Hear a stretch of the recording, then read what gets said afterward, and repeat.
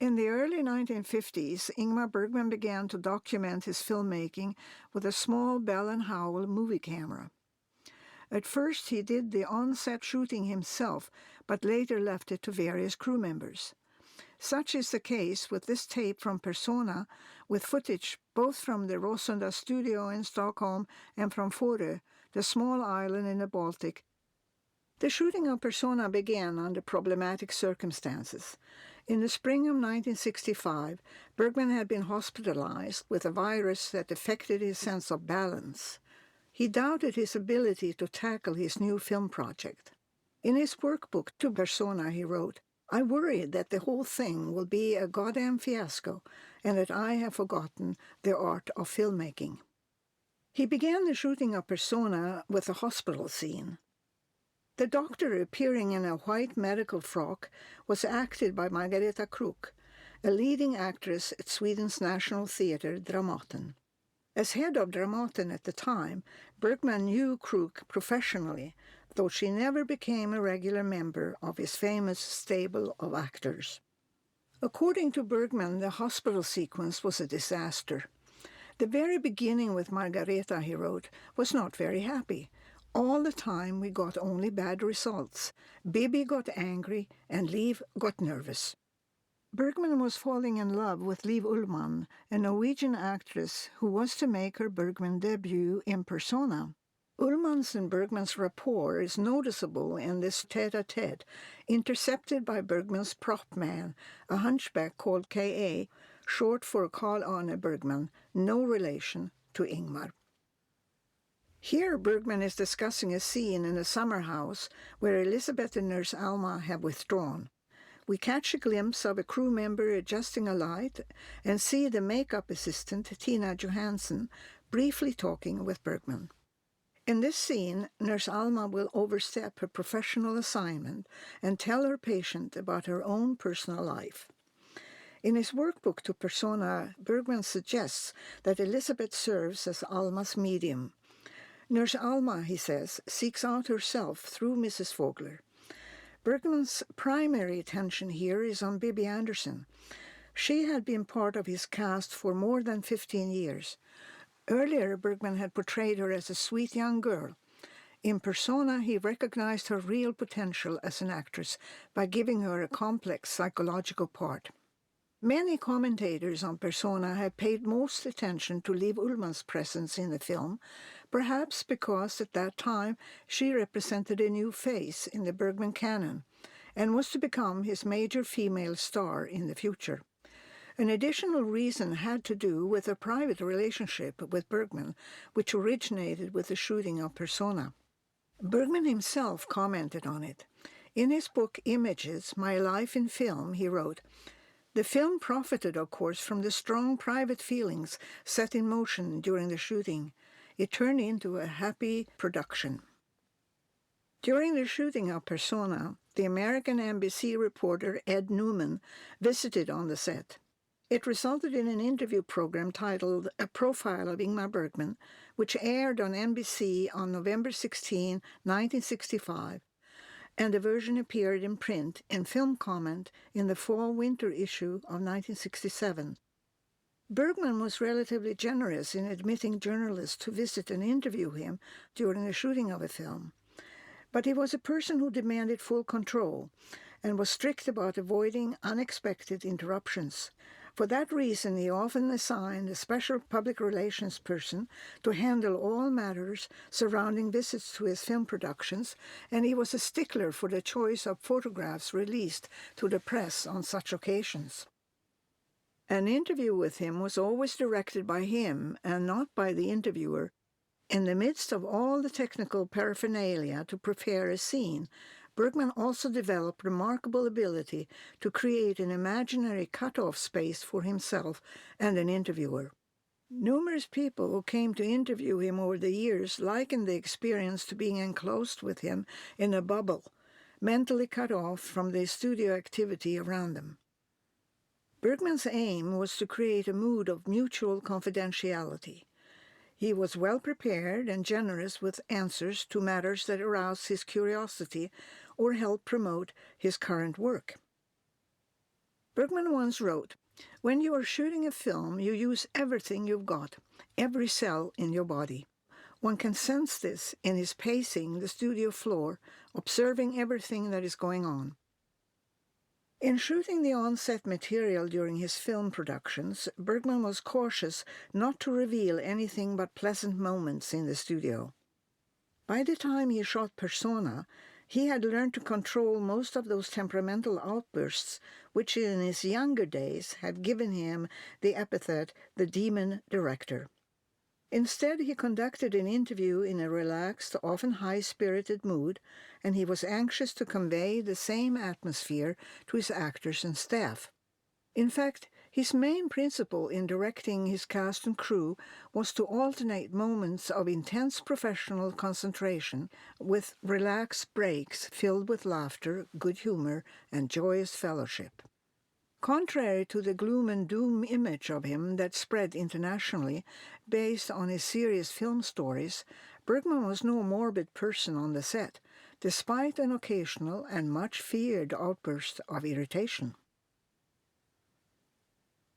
What we see here is the setup for the most crucial scene in Persona, the doubling of Alma's monologue, when the tension between her and Elizabeth comes to a head. 2 cameras were used, one to the right focusing on Bibi, the other on Liv Ullmann. It seems to be a rehearsal scene, since the 2 actresses are wrapped in towels and neither of them is wearing the black clothes seen in a finished film. We see Bergman consulting his workbook written in longhand with notes, sketchy drawings, and sometimes photographs. He used the workbook as a personal reference together with a regular script. The blonde script girl, Kerstin Berg, is sitting next to Liv Ullmann. Bergman's initial depressed mood when he started shooting Persona in Stockholm seems to have disappeared once the production was moved from the Rosunda studio to Fårö for on-location takes. The White House, seen briefly here in the background, was built specifically for the shooting of Persona on Fårö. After the film was finished, the house was moved a bit inland into a wooded area, since no buildings were allowed on the beach for defense reasons, Fårö being at that time a military reserve. The house was later purchased by the father of a local Fårö woman who was to live there. The outdoor shooting on Fårö took place on the same stretch of shoreline as in Bergman's earlier film Through a Glass Darkly, though the exact location for Persona was some kilometers to the south. A trailer was parked above the beach for staff meetings. Bergman is seen with several members of his crew. The group seems to have gathered to scout the area, led by Bergman and Sven Nykvist, who point out the setting in sweeping gestures. After this, Bergman is discussing a setup with some members of the crew, including his propman K.A., who had worked for him for many years despite his physical handicap.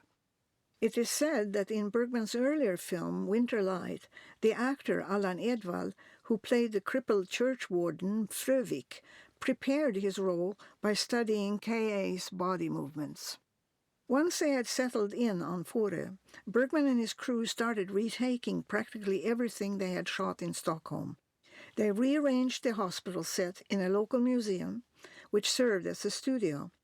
In the end, more than half of Persona consists of retakes, most of them done on Fårö, but also some after the production team had returned to Stockholm. With a break on his hands, Bergman walks down alone to the water's edge. He always craved moments of solitude, and the ocean often provided a respite for him. In his workbook to Persona, he once wrote, "I am alone here, above this long beach. Ah, to take in the closeness of the sea, its security and its weight." After making Persona, which was his second film shot on Fårö, Bergman purchased land on the island and built a house close to the Persona setting on a spot where he and Liv Ullmann used to meet and where he could overlook the ocean. It became the place where he would feel rooted for the rest of his life. Bergman is buried in the small local cemetery on Fårö. After his death in 2007, Linn Ullmann, his daughter with Liv, lived for a while on the Bergman compound. Together with an appointed board of directors and with the compound protected under new ownership, Lynn helped set up the statutes that today govern the Bergman estate on Fårö Foundation. In his resting his eyes on Liv Ullmann, we might see an aspect of the Bergman touch, that is, the creation of a physical and emotional bondage that often tied his actors to him during the shooting and made it difficult for many of them afterwards to accept that the production had a built-in end in itself. He once said that the main thing in directing women was to get hold of a point of view. In his shooting method, there were always long scrutinizing moments when he was quietly studying and contemplating an actor. He had enormous respect and fascination for his performers and strove to establish a unique rapport with them. Sven Nykvist is leaning his arm on the camera while Bergman is playing with some pebbles in his cupped hands. There is a sense of both lethargy and restlessness in this waiting. Later, when a camera is being adjusted, Nykvist appears a bit impatient, slapping his hands against his knees. Yet the scene also conveys Bergman's trust in his crew despite the long waiting. Part of this trust stemmed from his having filmed for a long time with the same circle of people. One such person was Sven Nykvist, who became Bergman's permanent cameraman in the 1960s and actually contributed to an important shift in his filmmaking away from the lyrical landscape of Bergman's former cinematographer Gunnar Fischer towards a starker scenery, utilizing more subtle gray tones. There is an enormous difference between the sharp black and white contrast in Fischer's shooting of, for instance, Isaac Borg's Nightmare in Wild Strawberries and Sven Nykvist's fog-like rendering of the nighttime dream fantasy in Persona when Alma imagines a visit from Elizabeth. Back on the house terrace, actors and crew members prepare the scene where Alma will crouch quietly by the open entrance to the summer house and leave a sharp piece of broken glass on the terrace floor, where Elizabeth will walk barefoot. The episode brings on the climactic moment in the film when the celluloid strip begins to burn and breaks. The summer Persona was shot was very warm and offered pleasant breaks for the crew, though Bergman, as always, kept a tight shooting schedule. His crew members, many of whom had worked with him for a long time, usually accepted this, carried along perhaps by his enthusiastic commitment to the film medium, for they themselves came from a long tradition of first-rate craftsmanship in the field. As a team, they formed loyalties almost like members of an old guild. Bergman respected their know-how and liked to refer to himself as a good craftsman. We catch a glimpse of Alma and Elizabeth on the terrace, now wearing identical black clothing in contrast to their light attire in the earlier idyllic mushroom scene when they were on friendly terms. The black clothing suggests a darker mood and also indicates their increased mutual identity. In this segment, Bergman wears a knitted cap instead of his earlier peak cap. Bergman's choice of headgear was always his special signum and a source of irritation to his wife at the time, Gabby Larraty, who had once burned an old beret of his. Dressed in rubber boots and rain gear, Liv and Bibi walk on a stony stretch of the beach with Bergman and Sven Nykvist. The four of them are testing the location for the shot where Elizabeth will use the camera that Liv carries around her neck and snap a photo of us. While the camera is being set up, Bergman shows some photos to Sven Nykvist, Liv, and Bibi. What is exposed on the photos is not shown to us, but it might be the double-faced shot of Elizabeth and Alma. According to a later interview with Bergman, the lab had returned the photo of the fused faces to Fårö. This slippery terrain and the uneven stony ground was technically difficult to film. Cameras had to be placed on stands in the shallow water, and a special track built to shoot Liv and Bibi in a scene in which, according to Bergman's comment in his notebook, they were to run bloody fast. He gave the sequence the name The Big Hullabaloo, or Rabaldret. Later he is giving instructions to Bibi. It is a concentrated moment, and as was customary for Bergman, he physically touches his actor while explaining a scene. Later the focus shifts to Liv, but apparently this is a shot at a different time, for Liv is dressed in her earlier black outfit. On a bed next to Liv, a couple lies embracing. The man looks like Gunnar Björnstrand, who plays Elizabeth's husband in the film.